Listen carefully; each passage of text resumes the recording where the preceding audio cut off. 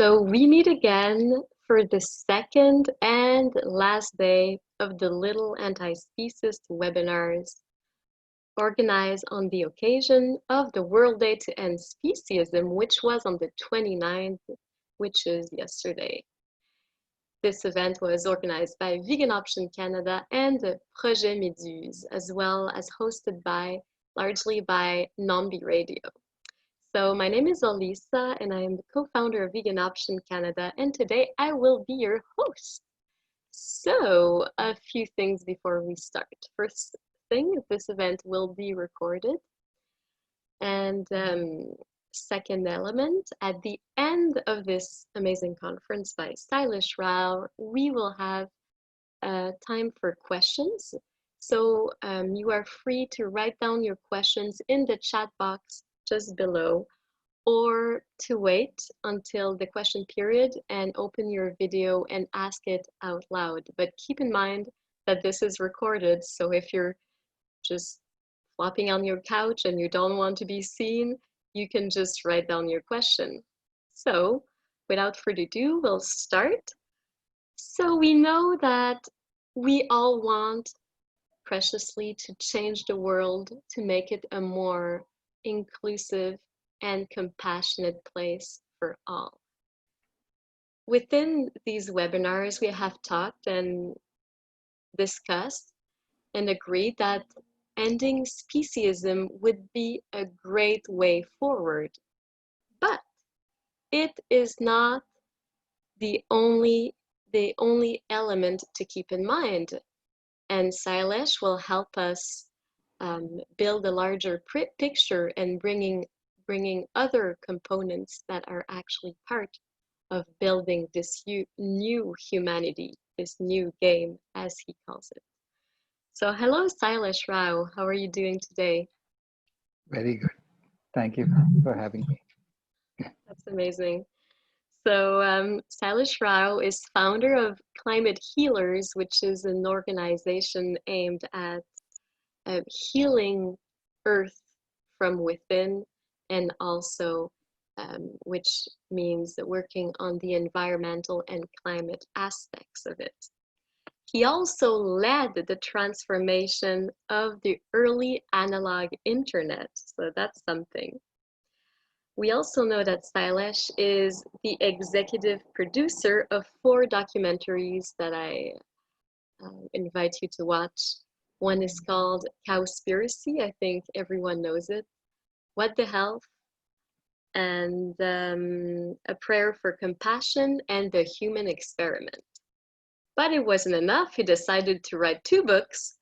One which is called, I really love the name, Carmen Dharma, and the occupation of butterflies, and Carbon Yoga, the vegan metamorphosis. So he believes in a new game for humanity, and he dedicated himself to solve the environmental crisis, the one which is at our door and are in a menace for animals as well as humans and humanity as a whole.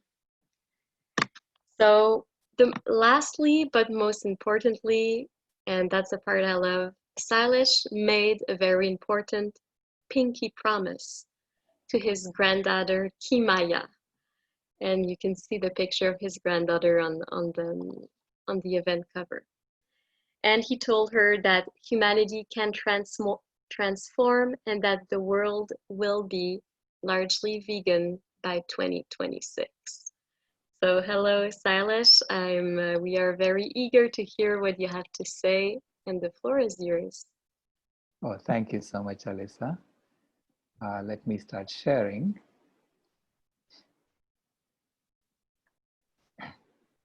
So I'm going to be talking to you about human, earth, animal liberation. To me, these are all connected. You cannot achieve animal liberation without also achieving human liberation, without also achieving earth liberation. And On the flip side, you cannot achieve human liberation without achieving animal liberation and earth liberation. So this is why, if you want to know what is really at the core of it, Leo Tolstoy said, as long as there are slaughterhouses, there will be battlefields. He didn't say it the other way. He didn't say as long as there are battlefields, there will be slaughterhouses. So he pointed out that the core effect, the core cause of this is animal agriculture and what we are doing to animals.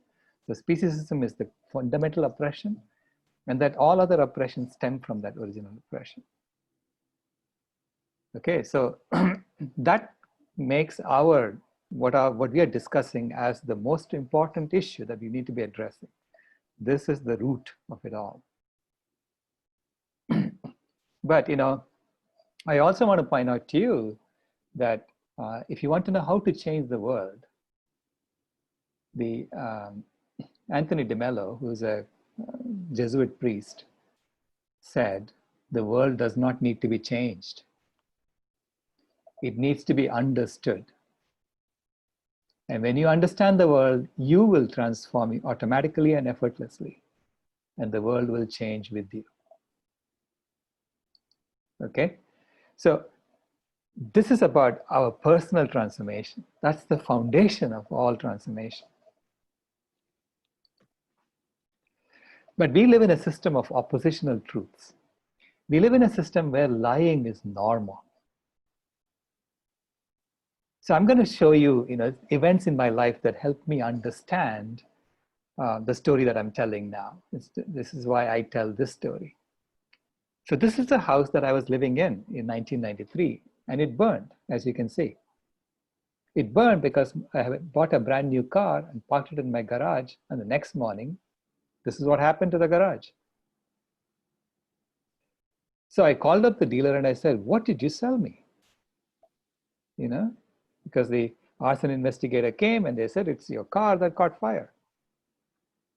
And he said, oh my God, it happened to you. So here's the number of an engineer, and go call him and talk to him, and he will explain to you what went on. And the engineer explained to me, yeah, we tried to put a V8 engine inside a V6 compartment, and in the process, we routed the fuel line very close to the windshield washer heater. So if the fuel line leaks, you will have a fire. So yours is the 8th car that caught fire, but headquarters is waiting for 10 cars to catch fire before they issue a recall. So as an engineer, I said, oh, well, this is a problem that, I know as engineers, we don't build everything perfect. So there are imperfections in everything we do. So I thought it was my luck, my bad luck, and I decided to move on. But what happened next helped me understand the way this system works. What happened next was that the car company sent a professor of physics to examine my fire. And I noticed that this professor was looking at everything except the car. He was looking at the heater, he was looking at all kinds of other things. So I asked him, why are you looking at all these other things? When I spoke to Eric, and Eric told me how it happened. And he got very upset. He said, who gave you Eric's number? You're not supposed to talk to Eric. Then he went and complained to his people saying, how can I do my job? And this guy is calling Eric and he knows everything. See, his job was to find an alternate story for the fire. And this is the system we have built. Okay? Even in our legal system, we have oppositional truths. We have each lawyer arguing the opposite position. And one lawyer knows that he's telling lies. The same way that this professor knew he was telling lies. He was fingering something else, and he knew what was causing the fire. In fact, internally, they had already noted it down as car number 8 that caught fire. That is the system we have, a system in which lies are given equal weight to the truth. And whoever has the most money then determines what is the truth. This is why we are in an unsustainable system, because sustainability is about the truth, about getting into alignment with the truth.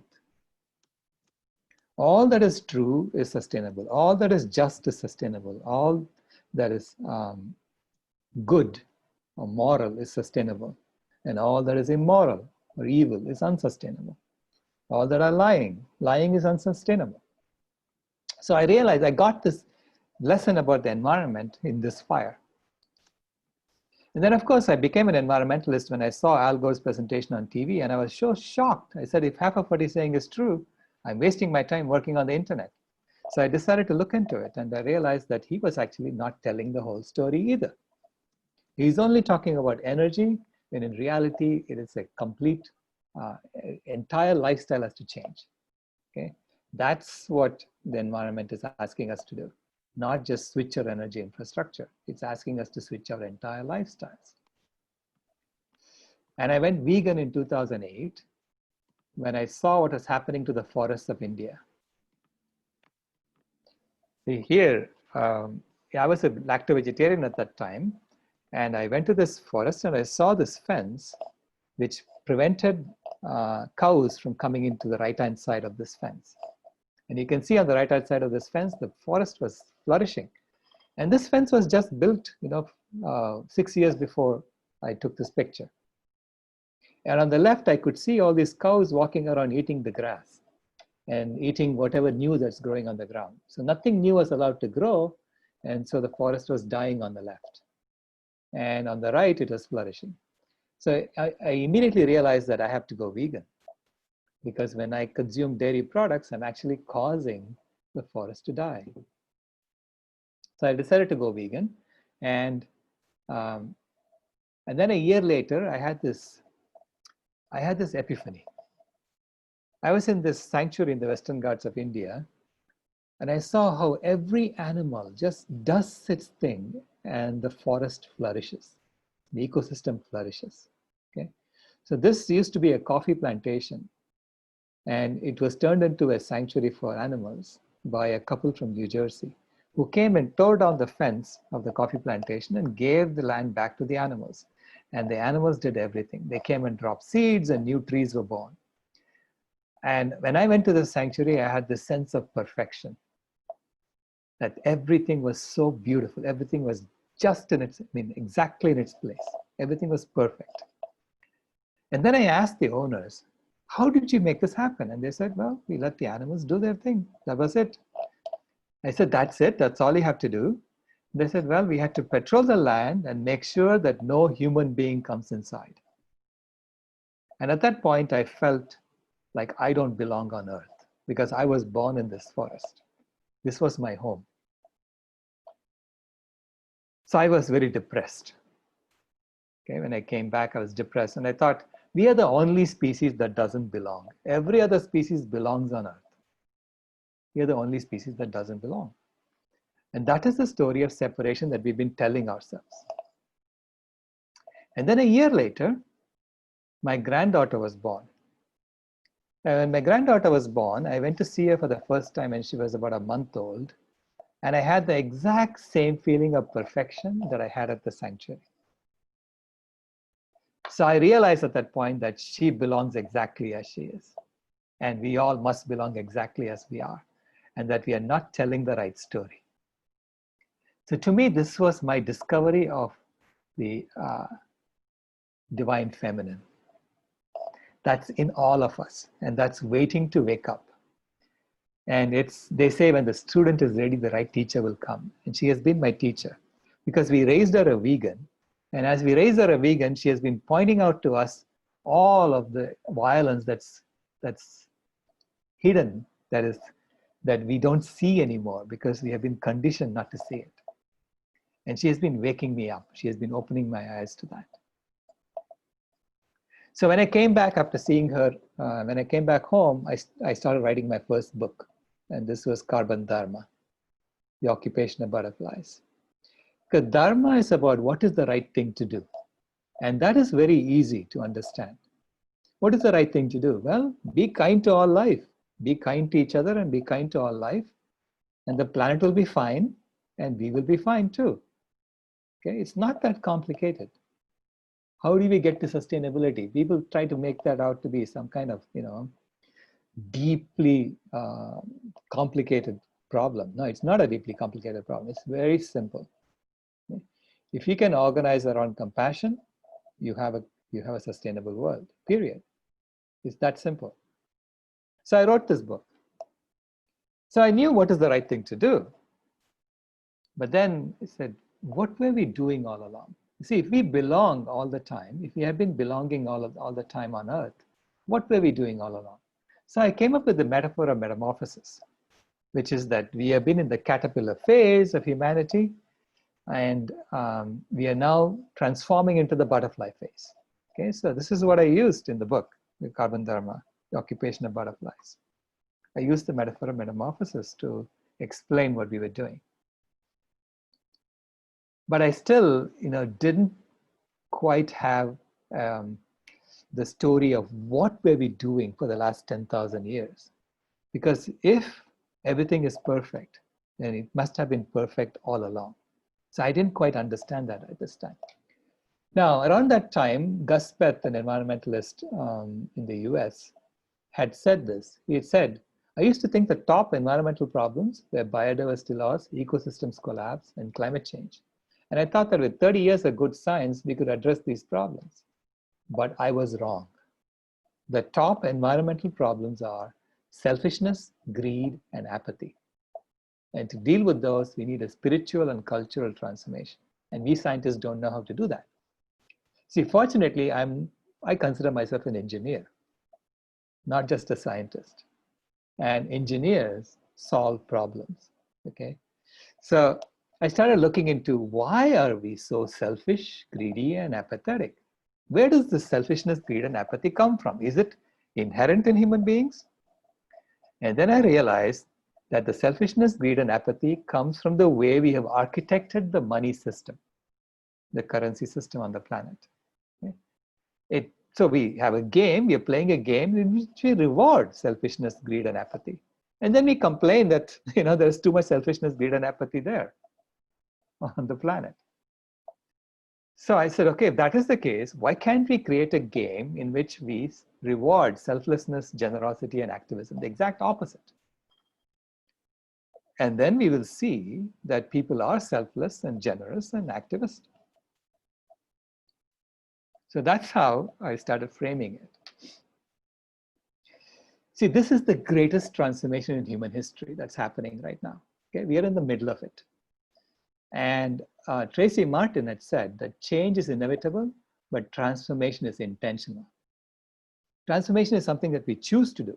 Change is something that's forced on us, because ultimately nature always aligns with the truth. So if something that you're doing is unsustainable, that's against the truth, it will be changed over time by nature, because nature always aligns with the truth. And we have no choice but to align with nature. Otherwise, we're going to be dead. So we have two huge machines that we have created in the industrial era. The burning machine, which is with fossil fuels in industry, and the killing machine, which is animal agriculture, with billions of animals being killed on a daily basis, right? So then both of these machines have to be shut down if we want to be sustainable. There's no question. Both of them have to be shut down. But it is important to understand how we should shut them down. And I think so far we have not been telling the right story. We have not been understanding this process of shutting down. So how do you power down these machines? You have to look at what is causing the heating right now, the climate change. Because climate change is one of the major issues that are happening because of what we are doing. We know that CO2 is causing 1.68 watts per square meter of heating. So this is like all the excess CO2 that we have put into the atmosphere since 1750 is like adding a 1.68 watt heater, a continuous heater, 1.68 watt, on every square meter of the Earth's surface. Now the methane, nitrous oxide, and other greenhouse gases are adding 1.7 watts, a little bit more than CO2, 1.7 watts per square meter of heating. And then the aerosols, like sulfur dioxide and the cooling aerosols, are adding 1.1 watt of cooling per square meter, okay? So which means the total is about 2.3 watts per square meter. And these are all straight from the IPCC's report from 2014. So then you look at what is the killing machine doing and what is the burning machine doing? What is its annual impact? So the annual impact of the burning machine is causing 87% of the CO2 emissions, which adds on an annual basis another 0.027 watts per square meter of heating. The burning machine is adding 23% of the methane, so which adds another 0.022 watts per square meter of heating. And these are the two major gases, okay, that are causing heating. So totally, the heating component is 0.049 watts per square meter on an annual basis. That's how much you're adding on an annual basis. But then every year, the burning machine is also pumping out 127 million tons of sulfur dioxide, which is cooling the earth by negative 0.95 watts per square meter. So which means if we shut down the burning machine today, you will be heating the earth by 0.9 watts per square meter right away on, every year. That's not what we want to do. You don't want to heat up the earth by another 0.9 watts per square meter. That will definitely trigger the collapse of the Arctic ice and everything. So now let's look at the killing machine. The killing machine is responsible for 29% of the CO2, 37% of the methane, so which is 29% of the CO2 is adding another 0.009 watts per square meter of heating. 37% of the methane is adding 0.035 watts per square meter of heating. And then it's also using up 37% of the land. And if we shut down the killing machine, all that land can start sequestering carbon because it will bring back the forest. You can bring back the forest. And that we are estimating will reduce by another 0.06 watts per square meter. Which means if we shut down the killing machine, we will start cooling the earth by 0.1 watts per square meter. So from an engineering standpoint, the first thing we need to do is to shut down the killing machine. And then we can shut down the burning machine 10% per year. And when we do it this way, you won't heat up the earth more than we're heating it up now. And eventually we'll start cooling the earth. And we'll bring back the temperature of the earth to its thermostat setting. So this is why I believe that all the environmentalists are not telling the right story. They are leading us down the wrong path. They are behaving like that physics professor who came to my house when my fire happened. They're telling us to look somewhere else instead of doing what you know to be rational and correct. This is why I say when we understand the world, we automatically transform ourselves. We will all go vegan when we understand the world. Okay? There's no question. And we even protested. My granddaughter and I protested in front of Al Gore's training, saying 51% is missing. You're not talking about the leading cause of climate change, animal agriculture. And of course, he didn't listen because he has been paid just like the professor. He's just doing whatever the system wants. You see, I think all of these problems arose because in 1992, in the Rio summit, President George H.W. Bush went and said, the American way of life is non-negotiable. But then he also said, think of every challenge we face. The solution to each is education. So even in this case, the solution is education. But what exactly is this American way of life? And why is it non-negotiable? What is the American way of life? As an engineer, I look at specification versus implementation. So the specification, which is the culture, which is all men are created equal, which we can extend to saying all beings are created equal. But what is the implementation? The implementation or the civilization is one of the most unequal societies in human history. So you're saying something and you're doing the exact opposite. We are saying that everyone has a right to life, an inalienable right to life. And then we tell everyone you have to earn a living. What does earning a living mean? Earning a living means that if you don't do what the master wants, you're going to die. You don't have a right to live. Okay? So you have to earn a living. That is colonialism. So we are saying these lofty words and then we are implementing the opposite of colonialism.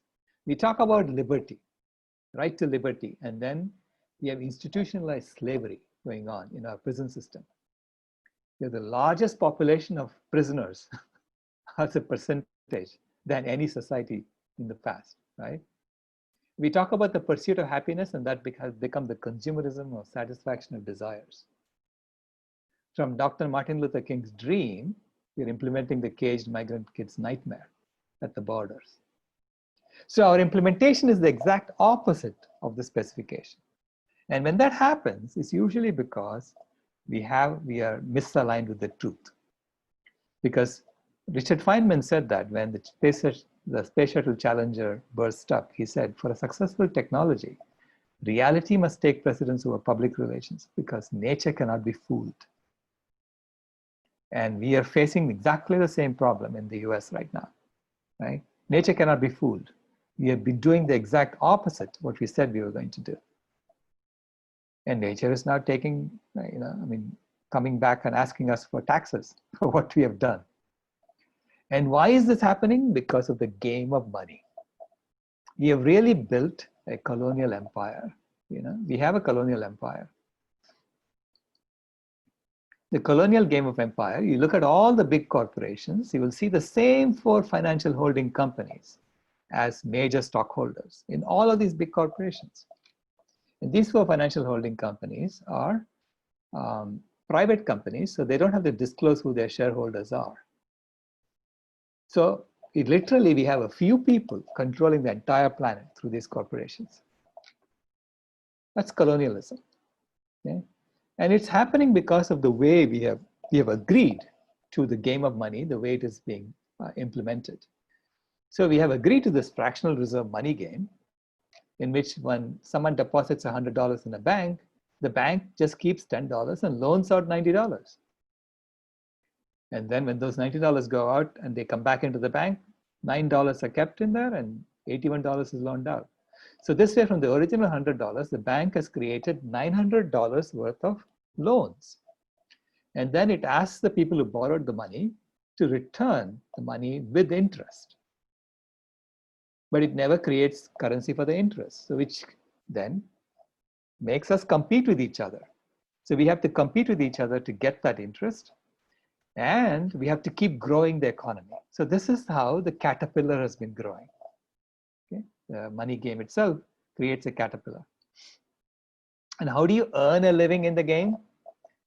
Well, you have to beg, borrow, work as a slave for someone who has money, or you have to become so creative that you come up with a bright idea that everybody wants, and therefore they give you money, right? And very few people can do number 4.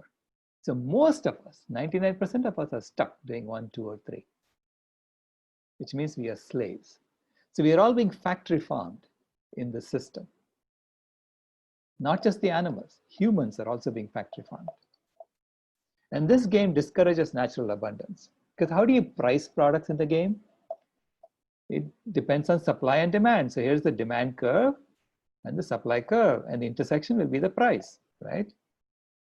So for a given demand, if the supply increases, the price drops and the supplier goes bankrupt. So I've seen, I was in India 3 years ago when potato farmers were committing suicide. And why were they committing suicide? Because they grew too many potatoes and the price of potatoes plummeted. And they all went bankrupt and they couldn't return their loans to the bank. And therefore, they were drinking poison and killing themselves off. So this is a game that discourages natural abundance, the game of money that we are playing. And it is based on lies. We tell lies to people. We tell kids that you have to eat meat, otherwise you're not going to get enough protein, right? This is the protein myth. So we lie to people in our textbooks. We lie to them about calcium, again, in our textbooks. And when the USDA goes and gets every school child to have 3 servings of dairy a day, they're literally practicing dietary racism because they know that people of color are lactose intolerant. So they will then get sick when they drink this dairy. When they get sick, they don't perform so well in school. When they perform so well, then you can say, hey, they don't deserve these jobs, right? Science, what does science say? Humans are herbivores. Okay? It's unnecessary to eat animal foods of any kind at any stage of our life cycle. So that is the truth. So we have to be in a vegan world if we really want to thrive. But the game of money depends upon the lies being told, and it also depends upon everyone getting sick and then getting fixed. So we pour all these toxins into the environment deliberately, and then we concentrate that toxins in the animal foods, because that's how concentration works, bioconcentration works. And then we persuade people to eat those animal foods, especially those with money, so that they get sick. And when they get sick, we give them pharmaceuticals. So it's literally a drug cartel running the whole planet. Okay? A drug cartel that's peddling pharmaceuticals and making money off of our bodies. And when we eat animal foods, we are literally promoting colonialism, racism, and patriarchy, because you have to go burn down a forest to raise more animals. And there were people living in the forest, and we went and told them that their culture is inferior to our culture and should get out of the way. That is colonialism. Okay? And you look at who's working in these slaughterhouses, you see people of color. So that's racism. And you go and situate these slaughterhouses near people of color. So when we eat animal foods, we are saying we are okay with colonialism, we are okay with racism, and we are actually paying money for colonialism and racism, and also sexism. Because what are we doing to the animals? It is the outright abuse of the feminine. So we expect people to have jobs where they go and abuse the feminine of the animal, and then you expect them to come home and be nice to their wives. How is that possible? So this speciesism is therefore the ubiquitous ism that is there underlying every one of the other isms. But to address it, you need a personal transformation. See, Gandhi always emphasized personal transformation. And he's being totally misunderstood by the Extinction Rebellion people. Because he said, be the change you want to see in the world. What does that mean? He realized that there is no social change without personal transformation. So if you walk around telling people, it's not personal transformation, it's only external transformation that has to happen in the system, you haven't understood Gandhi. Okay? Because he said there is no social change without personal transformation. He said during the Khadi movement, he made people change their clothes in India. Okay? He persuaded people to change their clothes. He said, I consider it my duty to induce people by every honest means to wear Khadi, these Khadi clothes. These are clothes made by Indians in India. So he wanted people to abandon British clothes and wear these Indian clothes. And he succeeded. By 1930, almost every Indian was wearing Khadi clothes, and the British government was on its knees begging to negotiate with Gandhi. Why? Because their entire industrial infrastructure of textile mills collapsed. Okay, so that's the Salt March of 1930. And the same thing is now happening because of the vegan movement. See, in 2015, when I presented this paper at the AGU, where we showed that if the whole world goes vegan and we just bring back the original forest that used to be there on the land that we are currently using for animal agriculture, we can literally reverse climate change. So just by bringing back the original forest, we were able to sequester 265 gigatons of carbon as opposed to the 240 gigatons of carbon we added to the atmosphere since 1750. So from an engineering perspective, we know exactly how to heal the planet. We know, right? And the vegan movement has been growing. There has been a 600% increase in people identifying as vegans in the US between 2014 and 2017. That's a factor of 7. So at that rate of growth, by 2020, it'll be another factor of 7. By 2023, a factor of 49. And by 2026, a factor of 343. So if we can maintain the same rate of growth, we will have a vegan world by 2026. Okay? And that is the pinky promise I made my granddaughter. I said, I'm going to work to make sure that that rate of growth continues.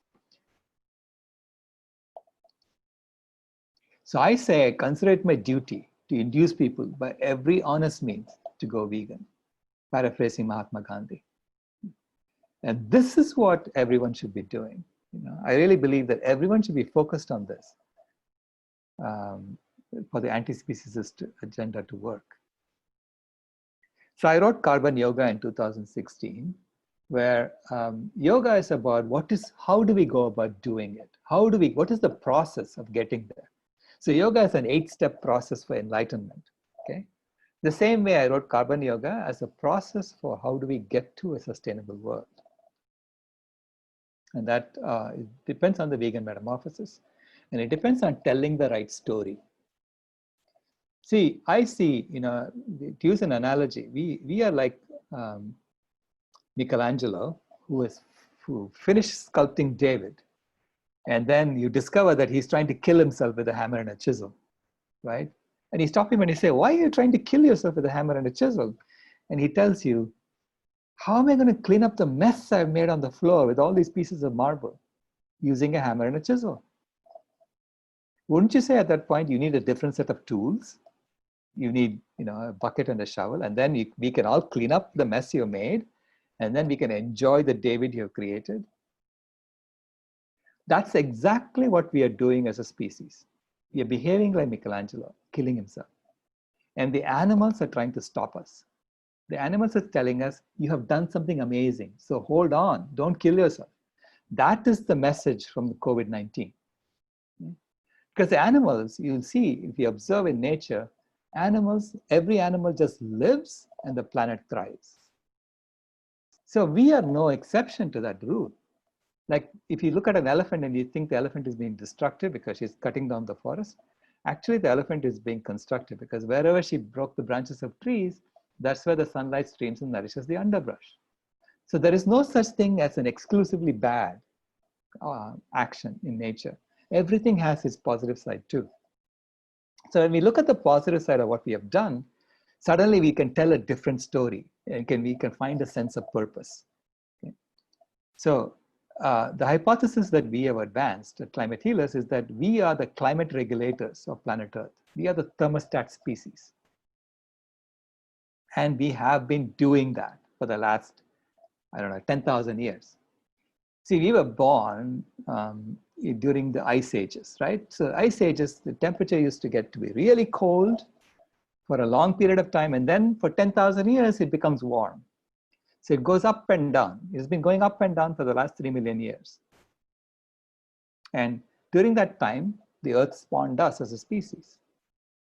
And 500,000 years ago, we started controlling fire.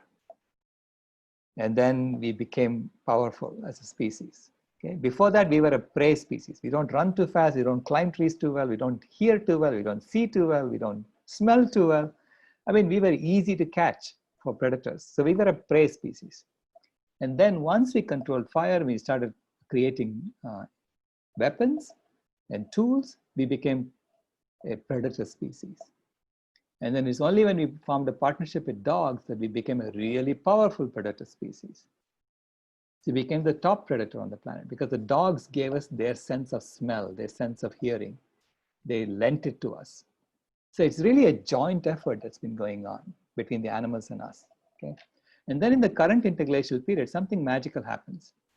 You'll see that the current interglacial period is exactly like what happened 3 ice ages ago, except the temperature did not go down. It stayed flat.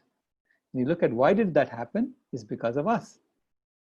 We pumped CO2 by burning down forests. We pumped methane by raising animals. And we prevented the Earth from going back to another ice age by doing that. See, this is our impact. The impact of human beings is to keep the temperature constant. Instead, if we hadn't been there, the Earth would have gone back to another ice age 5,000 years ago. So we kept the temperature constant, and then over the last 200 years, we raised it by another 1 degree Celsius. And now we are at the decision point. We are at the top of the mountain. Okay? We are looking down and seeing the promised land. Now, do we just stumble and fall and kill ourselves off the mountain? Or do we find a way out, find a way down that is safe for everybody? That's the choice we face. So if we continue doing what we're doing, with this, playing the same money game, we're going to die. We're going to go extinct. There's no question. But instead, if we change our money game and we all go vegan and transform ourselves, then we can bring the temperature back to the setting, thermostat setting, and then hand it over to our children and grandchildren and say, that's your job. That's your purpose from now on. Okay? To become the thermostat species for the planet. And COVID-19 has put us in the chrysalis phase of the caterpillar. We could no longer grow the economy like we used to. It's just impossible. Okay? So now we have to relinquish control, recognize the wisdom in nature, recognize that we are part of the whole. We've always been part of the whole. Accept that you're in the chrysalis phase and learn that only the truth can save us. And then we get into the B.E.G.A.N zone, which is the vitally engaged guardians of animals and nature. That to me is what vegan really means. And then we'll figure out what part of the butterfly do we want to be. How do we become butterflies and evolve out of this current state we are in? But how do we do that? We need to build a different game. Because if you want to teach people a new way of thinking, don't bother trying to teach them. Instead, give them a tool, the use of which will lead to new ways of thinking. That's what Buckminster Fuller said. Just like the game of money is making us selfish, greedy, and apathetic, the new game of Aquarius that we are talking about, that we want to build, will automatically make us selfless and generous and activist. So this is the greatest transformation in human history, where we're going from a system of normalized violence to a system of normal non-violence. From a prey species, we became a predator species. Now we're going to become a caregiver species. And we are the only species that has done this kind of massive transformation in the past. Okay? No other species has gone from being a prey to a predator. So we have the capacity to go from a predator to a caregiver. And from Homo sapiens sapiens, which is what we call ourselves today, we need to become Homo ahimsa. Ahimsa is non-violent. Sapiens means wise. And I've never met someone who's wise going around saying, I'm wise. That's a very Trump-like thing to say. So calling us as Homo sapiens sapiens is, to me, is a sign of our stupidity and arrogance in the current state that we are in. So we need to become humble and call ourselves Homo ahimsa, which is a description of our characteristic. So this requires 7 core shifts, from speciesism, colonialism, racism, ableism, and patriarchy, to veganism and radical sacredness, from diseases and divisions for humanity to health and unity for humanity, from destruction and pollution of the planet to remediation and regeneration of the planet, from death and cruelty to animals to love and kindness for animals, from a culture of consumption to a culture of compassion, from a mindset of scarcity to a mindset of abundance, and from a money-driven economy. And I believe that the money economy, money architecture itself is causing us to do everything on the left-hand side of this. From that, we have to become a service-driven economy. And so the new game of Aquarius will automatically make us do everything on the right-hand side of this. And what is that game? In this game, you belong. You belong by default. Everybody belongs, and everybody belongs exactly the same way. So it's the same flow rate of money comes into everyone's account automatically. It comes into everyone's account and it stays in the heart of the account. And what does these tokens mean? These tokens are a measure of the ecological footprint of humanity, our ecological footprint. So when we buy things, we are actually exchanging these tokens, and thereby we are calculating our total ecological footprint and making sure that it's within limits. Because that's the only thing that we really need to measure among ourselves, right? So from the heart, there is a flow, the automatic flow into the pocket of the account, which is where and this is what you can use for your personal needs. But if you want to do acts of compassion, you can use what's in the heart. And then some of it flows automatically into the community chest. So everyone belongs to a community to which they are paying this tax. So that's how the architecture is built. So money now flows in a distributed fashion from each individual up to institutions. And how do you earn money in this game? How do you can use the money in your heart if you do acts of compassion to other people, to the planet, or to animals. Or you want to do creative work, you'll get allowances from the community to do that. And so this then creates a motivation for compassionate acts.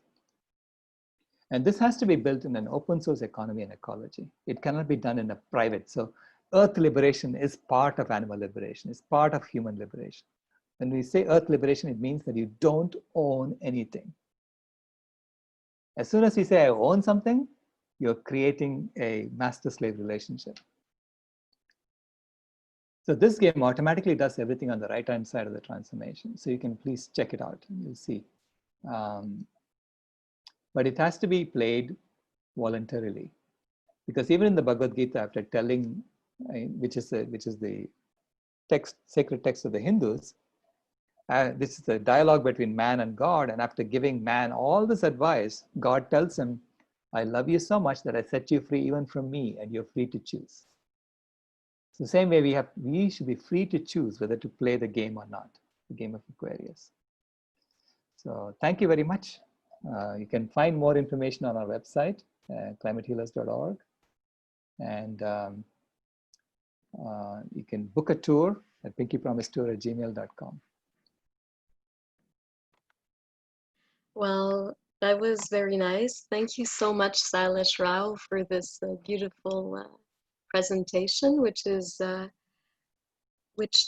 brings us pretty deep in the reflection about social change and transformation. And does it start from within or without? There's different discussions about that.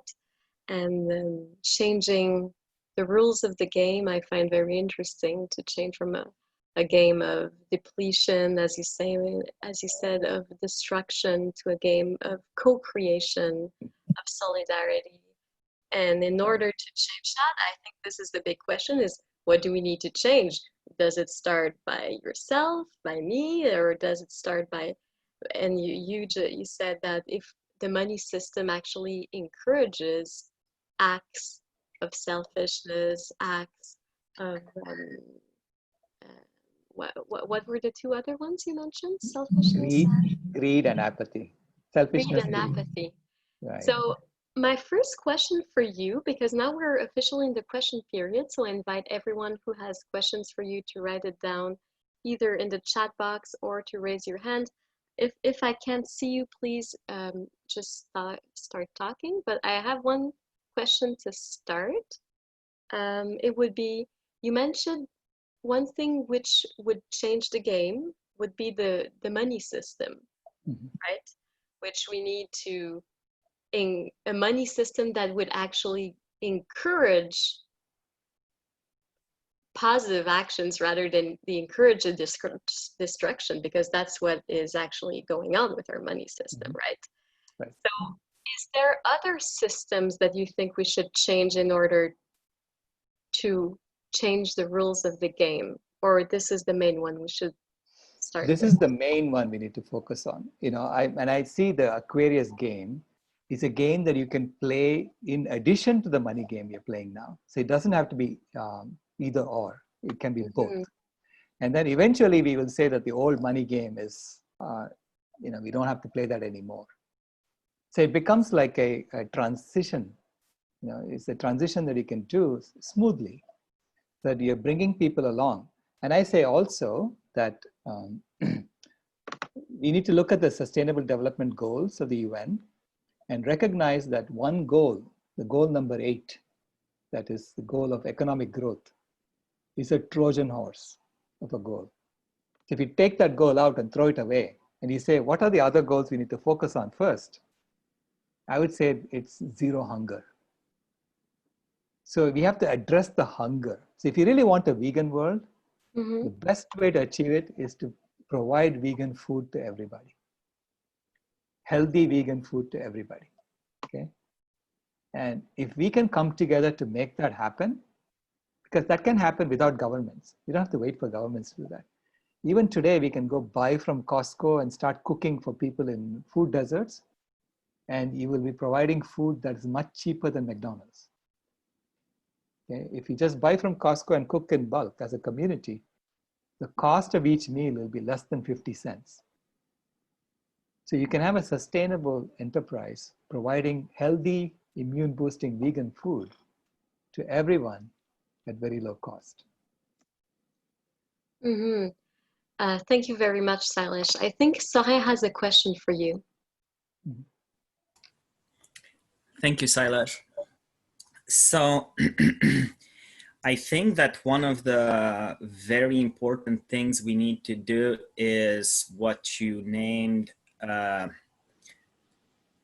a phase shift of humanity from the caterpillar phase to the butterfly phase. So I find it very interesting. There's another thinker that actually says the same metaphor His name is Daniel Schmackenberger, and he's a complex system thinker. And he also discusses how we need to change from game A, which is a game based on competition, to game B, which is an infinite game. Mm-hmm. And my question for you would be, exactly building on what you just said on that we need to change the money system. And I know you've mentioned Aquarius, but Aquarius isn't ready yet. And you mentioned we need to go from an economy based on money to an economy based of service. Like most of us here today, or I assume, like maybe not all of us, are already like either vegan, either on their way. So like, I mean, what else can we do except being vegan to help this transition towards an economy of service? Vegan is the number one thing we need to do.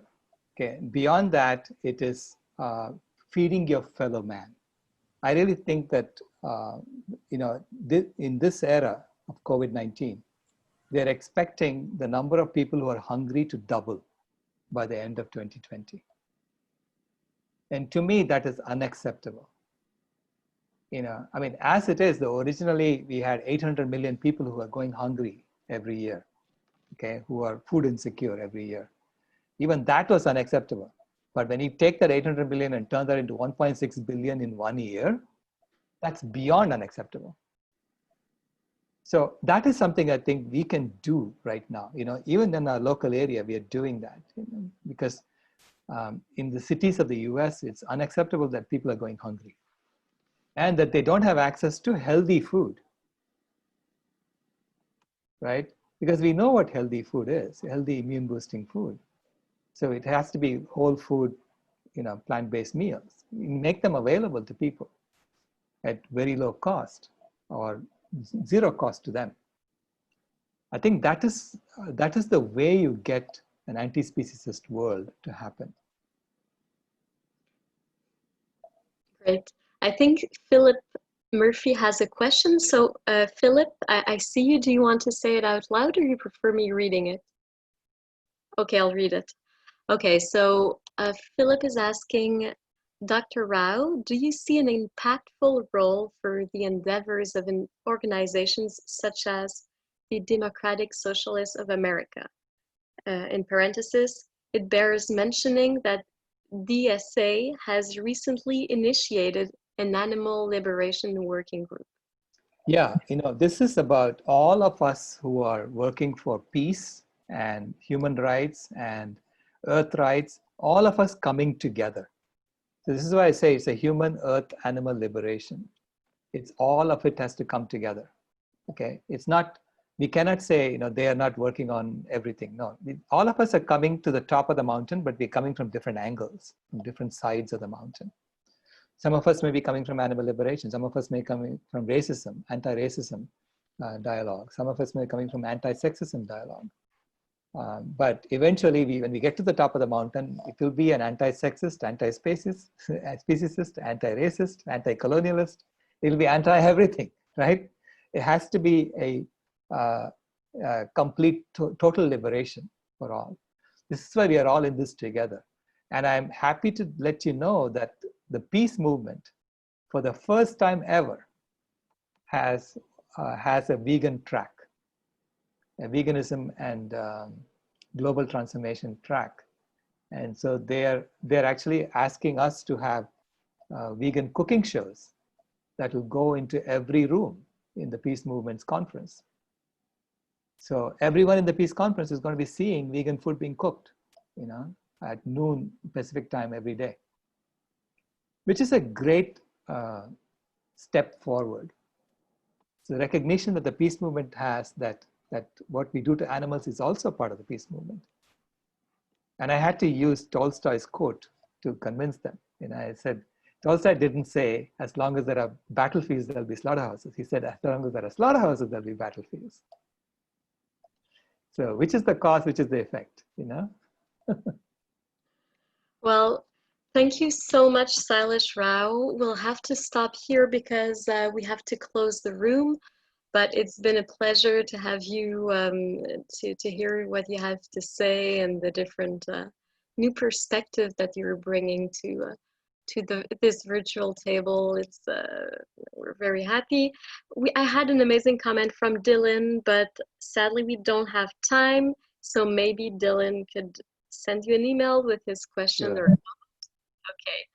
So thank you, everyone. We invite you to, if you're interested, to be part of Vegan Option Canada. We're looking for members to promote a kinder, gentler world for everyone too, as well as Projet Méduse, who are then based in France. So thank you so much, everyone, for being here, and have a nice rest of the day. Thank you, everyone. Thank you for inviting me.